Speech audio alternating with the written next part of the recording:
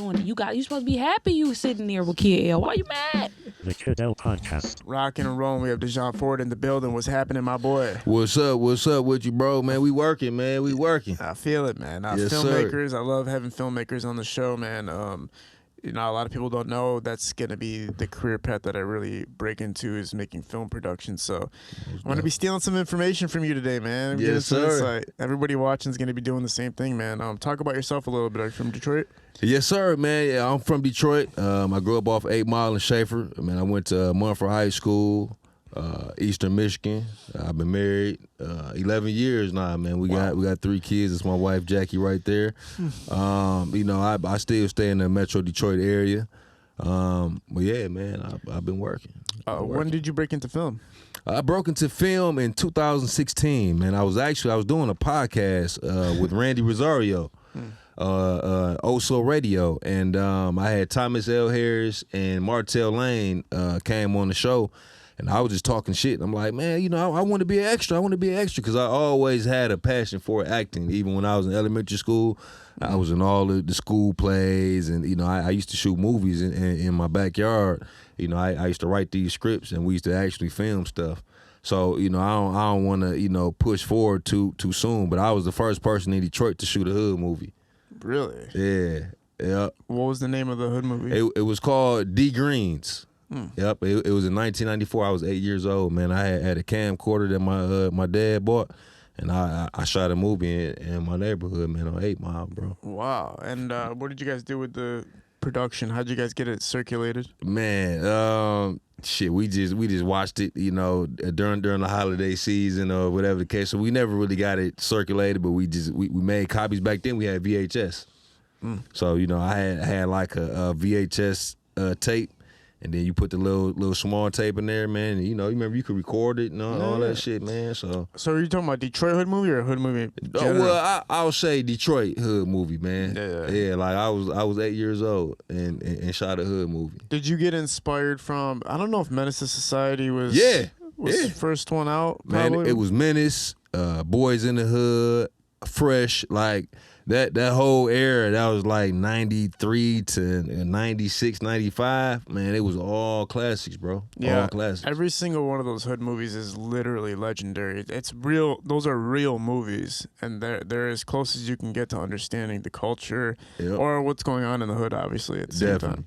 Definitely. Talk about your inspirations as far as coming up and those being some of the movies that helped you get the ball rolling. So, man, for me, especially like hearing, you know, the stories behind Friday, and you know, like it's just like for me that era is like I said from like 93 to 96, 97.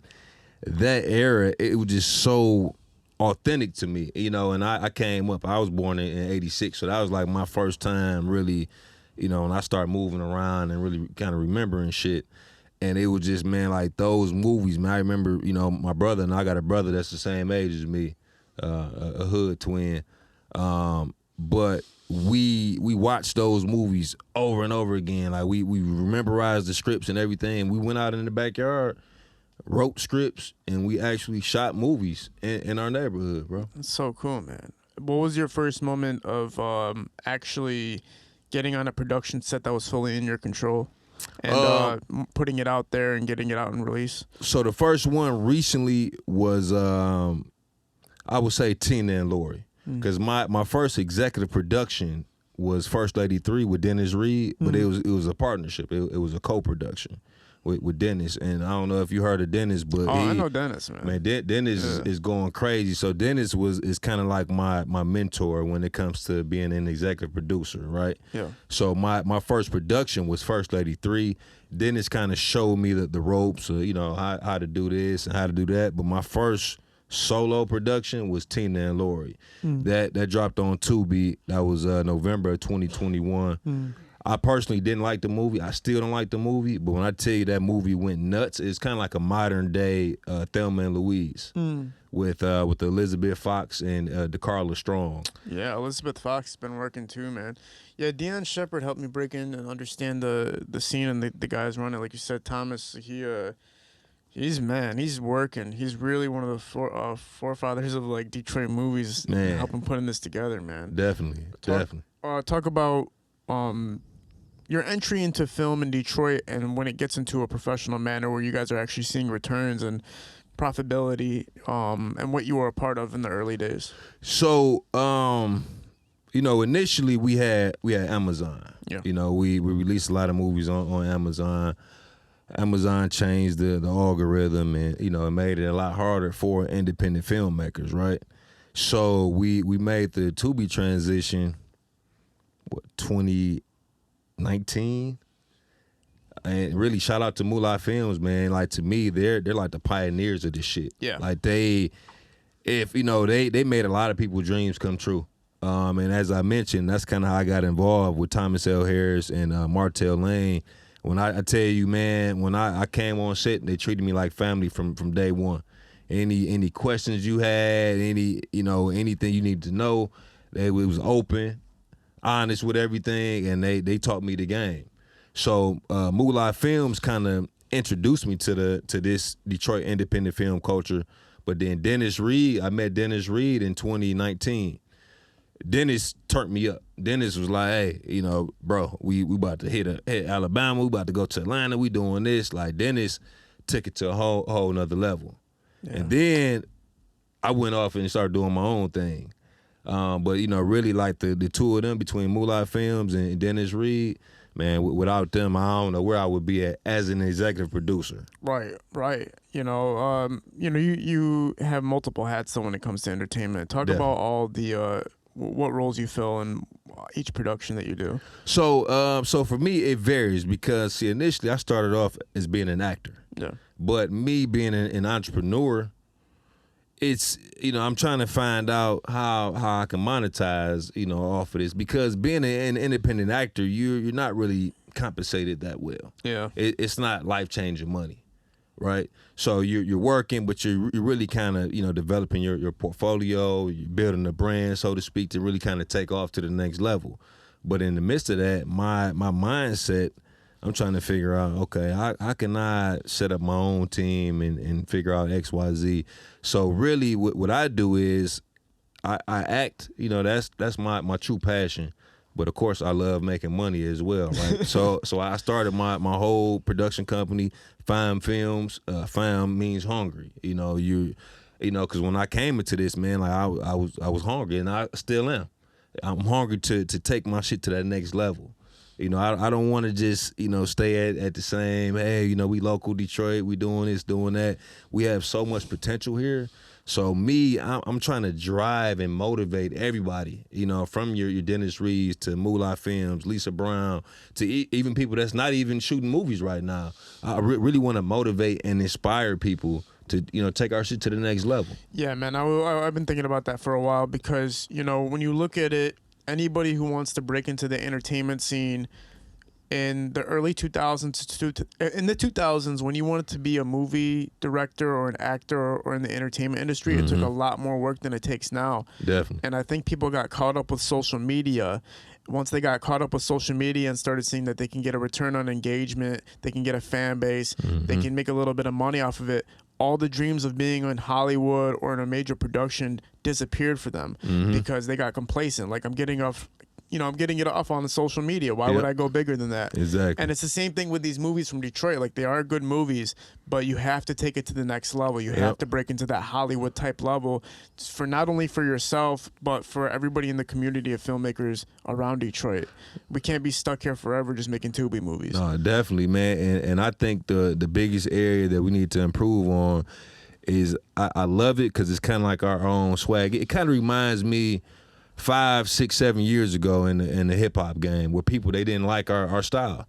Like we loved it. We've been loving Detroit rap for the longest, but then I think when T Grizzly came aboard, he started getting that national exposure, and now people love our sound. You hear motherfuckers all over the place that sound like us, right?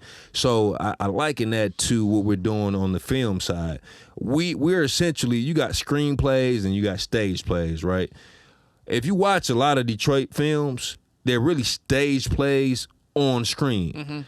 you can even hear it in the dialogue. So it's just like one person says something, the next person says something. The next person says something. You know, it's like they're just. It's that the stage play dialogue. If you watch a stage play, you have to hear everything, and the actor, they're telling you everything that's going on.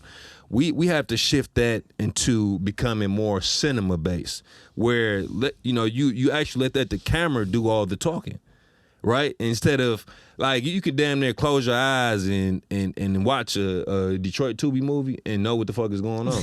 You know what I'm saying? Because they gonna tell you every step. Oh, this person did this and this person did that. But it's like, I think for us to take that next step, like we have to be more cinema based. Right. And what's gonna happen is eventually, this whole concept of just hiring the biggest comedians or the biggest rappers in Detroit to be in a movie is going to fade out. Yep. Right now, the marketing strategy for some Detroit filmmakers is just to get whoever's popping off in Detroit into their movies, have those people market that movie on social media, get everybody to the theater, sell them $50 tickets, and then that's how they make their return that weekend. But eventually people are going to catch on. Eventually fans are going to be like, man, every time so-and-so is in a movie, I go pay $50 to go see him because I rock with him. The movie's not good. I'm sitting in the theater for 2 hours and I'm watching nothing. So that's going to fade out soon. But they're going to get as much juice out of it as they can, for now. And then people, man, I actually had a premiere because I have an issue with us charging $35, $50 for these movies. Like, damn, even if I go see a Marvel movie, I'm only paying... She get the free tickets all the time anyway, but they're only $10. You know what I'm saying? So why are we going to these theaters and spending $50? And I love to support my people, but it's like, man, it's a fucking premiere. There were 2 premieres this past weekend. And mind you, they all at Bel Air, all the way on the damn east side, man. They breaking in cars. We went to a premiere. They broke, man, they broke into about 15 cars, bro. Yeah. You know what I'm saying? So what I did was I had a premiere. It was invite only, free food, free liquor. Come in and network and watch my movie, promote my shit. Go home and watch it on Tubi. Yeah, I'm not trying to nickel and dime you for $50 all the time. Like let's change the culture around here. Right, and that's I talked to who was on the show that I talked to about that. Damn, how the hell did I forget his name? Who, Diesel? No. Was Diesel? I forgot who I was on here the show with, but who's basically Darren Brown. Darren Brown. Yeah, sorry, Darren. Yeah. Darren Brown was on here, and his argument to me was like, look, everybody's got to eat, and that's what his argument was. He's like, I know you're right about what you're saying, but at the same time, like, we're trying to make a living. So, like, what do you want us to do? Not make a living? And it's like, I get that too. I get both sides. You got to make a living making movies, so that's why they're doing these quick flips with these movies. I do get that, and I do respect it. But like you're saying, if we elevate it and take it to the next level, the money is going to be so massive that you're not even going to be thinking about that $100,000 turnaround. You're going to be thinking about that $10 million turnaround you just made instead. Exactly. You know what I'm saying? You're not going to give a damn about selling $150 tickets because shit, you making millions. Exactly. You know what I'm saying? Because it's all in your mindset. People like, oh, why you doing this? Why you doing a premiere or whatever? But it's like, man, I'm trying to change the culture. What do you think the closest break Detroit movies has had from Detroit that was closest to even a Friday or anything to break to that level? Shit, man, you can name a couple of Moolah Films movies from Buffed Up, Plug Love, McGraw Ave is going crazy. McGraw Ave is probably our biggest thing from Detroit as far as productions is concerned. McGraw Ave is the biggest one. Yeah, and then you know what's coming up that might be neck and neck with it. Dirty D. Yeah. Lisa Brown is cooking up, man. Like her whole crew, the whole Plus production crew, her husband Phil, Splurge, Buck, India, like they whole crew in camp, man. They move as one. They all family. They got some shit on Tubi, man. And the Dirty D, that probably was the biggest premiere that I've been a part of. When I tell you that shit, they sold out the whole fucking theater. Check it out, man. Dirty D and McGraw Ave, I would say right now, like those are the 2 hottest independent series around. And I'm not talking about just Detroit. We had people coming from Georgia, people flying in from California, Texas. I never seen no shit like that, but it gave me motivation and it gave me optimism. Our future is bright. You know what I'm saying? It's on us to just keep on creating and keep elevating and keep getting better. Because you got motherfuckers coming from Dallas flying in to pay $50 to come watch your shit. Yes. Like, and that's huge. And initially, when she promoted that, she only promoted one episode. So these people came out to only watch one 40-minute episode, but she gave them two. But it's like people, they flying in from all over the place to come watch our shit. Very special, man. Definitely.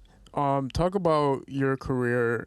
Now you have a lot of movies on Tubi, right? Mm-hmm. Yeah, definitely. And so you have a lot. You can speak about this a lot because you've been in the system. Like you understand how it goes and everything like that. Talk about your career path as far as being in these movies on Tubi and some of the highlights for you.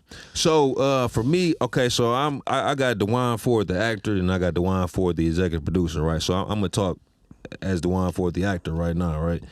So my progression as an actor has taken off because initially when I started off, I'm a pretty versatile guy in general. Like even when you meet me, people are like, I don't know if you a fucking business guy or you a fucking lawyer, the police, or what, you know, they don't know, right? So I kind of take pride in being versatile.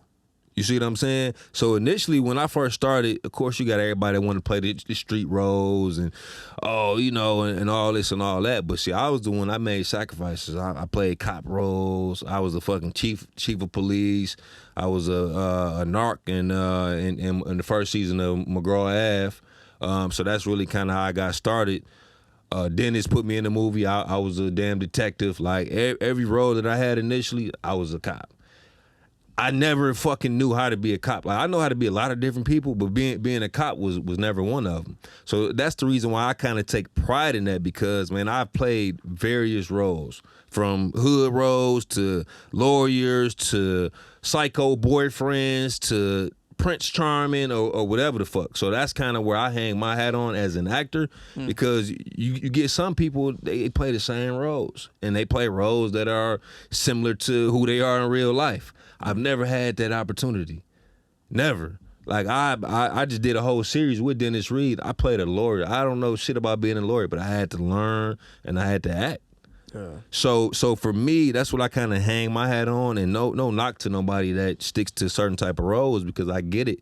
But me, I take pride in being able to do whatever the fuck you ask me to do. So you can call me up, hey DeJuan, I need you to play this role. Bet I'm a kill it for you. Yeah, I can imagine myself doing that. Anything but kissing another dude, I'm there. Exactly. I'm there, man. Exactly. And I almost got in trouble because I used the word. Nowadays you got to watch what the fuck you say. Anything, yeah, but that's the only thing that I would never do. That's just me personally. But I play any other role because I take pride in being an actor. Some of these motherfuckers, man, I love them, but they. Oh no, I ain't playing that role. I ain't doing this. I have no ego. Like I love the craft. I love to learn. I love different challenges. Yeah. Like I got casted for BZ Jones. He's another juggernaut in this industry. He cast me for I'm gonna be a civil rights attorney. So I've been studying that, and then in the meantime I'm shooting with Plus Productions with India Sade. I'm playing a psycho boyfriend. So I got to go from being a psycho boyfriend to a civil rights attorney. In a matter of days. And that's what I love about, this challenge of being versatile and being an actor here. Yeah, man. It's a versatility and like you said, people not wanting to play certain roles because of their maybe street credit or whatever, and they don't want people to watch the movie. Because a lot of people are doing this for the girls and stuff. Like, I'm in a movie, exactly. And then they see the movie, it's like, oh man, you play the ice cream truck guy, like, exactly. But okay, you know what? Exactly. At the same time, that's gonna progress my career. Yep. No. Seriously, man, and that's one thing that I tell a lot of people. I played a lot of roles that I didn't want to do, but that shit helped me long term because I'm getting casted, and I tell you left and right. Like, I'm doing it so many other people's films. I ain't even got time, to really do my own shit. How do you make a living as an actor in the independent scene? So honestly, in my opinion, it's hard to make a living as an actor, and I'm gonna just be real and put it on the floor. A lot of times when I take roles, people offer me money, but I honestly tell them, hey man, like, I'm good. Like, we can donate that money to charity or to a kid or whatever. I don't even get paid for my acting because for me it's not worth it. You know, because so I rather donate it to. I'm a football coach as well. Oh, cool. I'm the commissioner of BGC Packers. Oh, sure. So I do a lot of stuff with the kids. So a lot of times, if I do get paid for a movie, it's going right back into the kids. Yeah. So for me, where I make my living as an executive producer, I've executive produced 9 films now. So, for those that don't know, an executive producer is essentially the boss of the operation, is the one that puts the money up, that hires the production team, cast, and all that. We take the risk, but we're the head honcho on these projects. So I have 9 projects right now that I got on Tubi that I executive produce. Some is just me, some I have partners as well, but that's really where you make your money at, by doing your own shit. When you're seeing the income from those movies and the return from those movies, is there like a day where it kind of comes to an end as far as like, oh, this movie's that old, so therefore it like ends as far as seeing a return on Oh it? yeah, definitely. I mean, I would say the first 3 months are like crazy. Like you sit there, man. It's like I got OCD and I check the shit every 10 minutes. So it's like those first 3 months, it takes off. But really, because it's all based on quarters. So really, our best quarters was going to be quarter 4, which is going to be winter time, and quarter 1. So the times where it's cold outside and everybody's in the house watching movies and shit. Quarter 2 and 3. But the thing is, even like Tina and Lori, for example, that's my oldest movie, had a great quarter 3, a good quarter 1. So these movies are still making money because people watch movies. Yeah. And that's simply what it is. So for me as an executive producer, I'm trying to get 4 or 5 steps ahead of everybody. And that, okay. No, yeah. So as we talked about stage play versus screenplay, my last 2 productions have been screenplays. Can you walk us through the movies that you've executive produced, like the titles of them, and also talk about what could have been the biggest challenges of all of those movies? So with First Lady 3, that was my first one with Dennis Reed. I learned. I sat back and learned. Dennis taught me a lot. He taught me who to hire, who not to hire, who to pay, and all this type of stuff. So that was like a learning experience, and it was a great experience. We actually had a premiere down in Atlanta as well that went crazy. Tina and Lori, that was my first solo production. It was a learning experience. I learned, don't ever make your writer the director, because people don't know how to handle power. So when you give this motherfucker power, they don't know how to handle it, and they just go. And you look at them, you like, damn, like they turn to a whole different person. So that was my biggest learning lesson from that, because I gave the writer too much power. Yeah. Third, Paper Heart. That was another partnership with Dennis Reed. We had Don from Black Ink, Kristen Clark in it. That was really more so me taking what I learned from Tina and Lori and First Lady 3, and Dennis, he kind of walked me through that one as well. I did Red Flags, another partnership with Dennis. I did Undying Love with Diesel. We shot that last September. With that one, that was more so Diesel's vision, but I came in with him, and we worked together. That was probably the smoothest set ever. Diesel, he handpicked everybody he wanted to work with, because Diesel, he's been on everybody's set, so he know, okay, I fuck with this person, whatever, whoop, whoop. So the team that he put together was next level. I did Black Straight Blues. That was a straight solo production. Shout out to Xavier Miles, writer and director. That one, it was a huge challenge, because I wanted to put all of my people in this movie. I had like 60 cast members. And so it's like on paper, you like, all right, cool, bet we're gonna get this shit done. But when you got to deal with 60 motherfuckers, bro, shit gets crazy and the budget just like constantly shot up and up, and the movie's still not out yet. Like I'm waiting for Tubi to drop it. Oh wow. I got Red Flagz, K Deezy movie. Mm-hmm. That was a smooth set. Deezy, he another one. He worked with a lot of people. His set was smooth. I got another project. It's called A Lonely Place to Die. That one is still not done. My biggest project so far, and I just agreed to a Tubi original deal. Shout out to Xavier Miles again. He's the writer director. Sierra DeJuan Shepherd. Yep. So we just agreed to a Tubi original deal for a movie called All the Shine. It's a thriller horror. Ro Dazon shot it, and he shot it with the Arri Alexa LF. That's like a Hollywood standard camera. And I'll send you the trailer, man. We sent it over to Tubi. They loved it, so they offered us a Tubi original deal. So what a Tubi original deal is, they offer X amount of money for X amount of years. So it's really like a licensing deal. So right now we're more so AVOD. AVOD is advertising. We get paid for each time a fucking commercial pop up. But when you get that Tubi original deal, they pay you for your movie, and you get your money, and you go on and shoot another movie. So when you send them a trailer, it's kind of like the, this is what we got, and they can decide if they want to either do a click per view or whatever, like a commercials, or they can pay you for a deal with you. Right. So really, it's up to you, right? So you can. I could have been like, nah, fuck y'all. I think this movie is gonna do a lot better than what you offering me, right? Yeah. But to me, I see the long-term picture. I want to build a relationship with them. It's just an awesome position to be in, right? Because Tubi is taking off in its own right, and them offering anybody anything is insane. Like nobody really knows how it works exactly, but being involved with it is pretty cool. Now you're in a position where you are a successful producer in the film industry, but you do want to take it to the next level. Definitely. So how do you feel like you can do that with Detroit?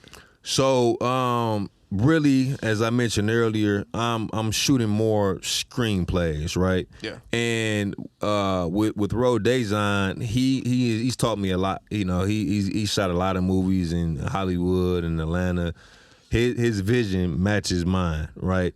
So I think in order for us to take that next level, for one, we got to spend the money on production. Like when you see All the Shine compared to everything else, you're gonna be like, nah, y'all didn't. It's not a Detroit movie, and that's kind of what I want. It's a different genre. It's a weird ass story, and we have good actors in it. So for me, or for us to take that next level, like we gotta kind of jump outside of our comfort zone, and do some different shit. What's interesting too is I think a lot of those hood movies from the 90s were based on California or Compton and stuff like that. Yep. And it's so interesting how Detroit has such character and it has the credibility to be a great hood story. Like there's been so many insane, like even the Blade Icewood story, like anything, right? Yep. And you can really take those to the mainstream if you do it right. Mm-hmm. What do you think the last solid hood movie was ever? Like overall? Man. Shit, man. For me, I would say Paid in Full. I would say Paid in Full. I mean, because like with all that Snowfall and Power and all that shit, like it's just not. It's so. I love it. You know what I'm saying? Like I love to watch it, but it's just not that authentic hood shit. But so for me, I would say probably Paid in Full was the last one. Do you think that they could reemerge in the way that they grasped people in the 90s? Or do you think that's like over with? No, definitely. And I feel like Moolah Films is the closest to capturing that. Cause they got that authentic street shit. With like Murder Pain and all them. Like them motherfuckers, people love them. People love that shit. So for me as a filmmaker, I don't want to mimic that because that's their lane. That's what they doing, and that's what they're great at. Me, I'm trying to venture off and find different ways to create. You see what I'm saying? What do you think, as far as a director is concerned, and an actor or actress is concerned, needs to be your mindset when you're getting involved in the Detroit music scene, because it's still relatively new. It's still a lot of work being done, and people do need to be humble in the way that things are orchestrated. Like you said, people not wanting to take certain roles and whatnot. Mm-hmm. But what do you think as a director? How do you think a director should manage himself in this Detroit film scene right now, and how do you think an actor should manage himself in the Detroit film scene right now? So with the director, I think a lot of directors first learn the craft, because a lot of people they throw on this director's cap and they have no idea what's really going on, because as I mentioned, and I love it, I love our style, the stage play style, but to me it doesn't have any longevity, right? So I would say as a director, really study your craft, study the art, right?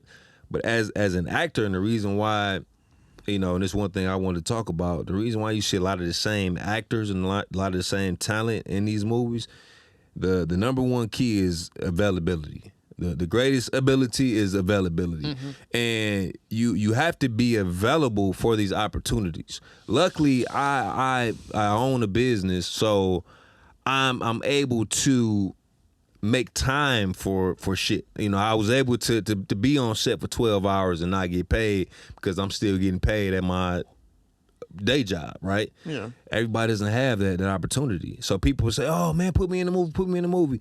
All right, bet. We're shooting Monday from 8 a.m. to midnight. Oh damn, I gotta work, or whatever. You know what I'm saying? It's like, all right, it's cool. I understand, but just don't hit my DM no more asking, can you be in the movie? Like you're not available, and I get that. You got shit to do. I might only be offering $200 a day, and you got kids to feed. I get it. One of the reasons, and I'm not gonna say like I'm super successful or anything like that, but I will say the amount of success that I have now is because I dropped everything and showed up to what I cared about. When I wanted to be a part of the film industry, or the entertainment industry, I knew that whatever I was doing, if it wasn't that important, I'm dropping it to go do what I got to do to be a part of this. Whatever it took at that moment. I've canceled dates. I've been out with friends. I was on a date with my girlfriend one time, and I literally stopped the date in the middle of driving to the date, and I said, I got to go because I got to go do this. I'm telling you, man, and those are the type of sacrifices that I made as well. And even at the time, my wife, she didn't understand it, but I'm learning. I'm building my network. I'm growing my craft. Yeah. So it's like in the long term, now we finally starting to see the benefits of the shit that I did 6-7 years ago. Facts. But I could have been like, you know what, man, fuck that. I'm not about to sit on nobody's set for 12 hours and not get paid. Like, who the fuck I look like, right? Yeah. But I'm seeing the long term picture, and I had a goal in mind. And I came out, man, I did what the fuck I had to do, and I executed that plan. No, yeah, man. Legendary story. I wish we had more time to talk, man. I'll definitely get you back on here again. Yeah. No, definitely, man. Is there any projects you want to shout out to anybody before we sign off? Man, I mean, really, man, shout out to everybody. We talked about Moolah, Dennis Reed, Lisa Brown, Dennis Brown, Kamal Smith, Beezy Jones. I always forget people, man. But when I tell you, yeah, Ashanti, it's just our community, man, and they're so helpful, man. People have helped turn me up, man. Like, without them, I don't know where the fuck I would be at. But when it comes to this independent film industry, man, we all solid, we all tight, man. It's like family, bro. But I'll definitely be back, man. Unfortunately, 696 was backed up, man. I'm like, shit, it took us an hour and 5 minutes to get here, coming from where we was coming from, man. But, I definitely appreciate it, man. Definitely sure. do. Appreciate you being a part of this. It's always good to hear that the film scene is still continuing. People like you are taking the sacrifices and really putting some authenticity behind it and some genuine heart behind to make it something bigger than what it is now. Because it is something great, but it can be something bigger than we ever believed if we just really do what you're saying and keep it authentic, but at the same time put growth into it and not find complacency in it. Appreciate you being a part of this, man. We're at Parallel Sound Studio, High Level Visuals, and Shootings Productions. We're out. Peace. Yes, sir. That was funny as hell.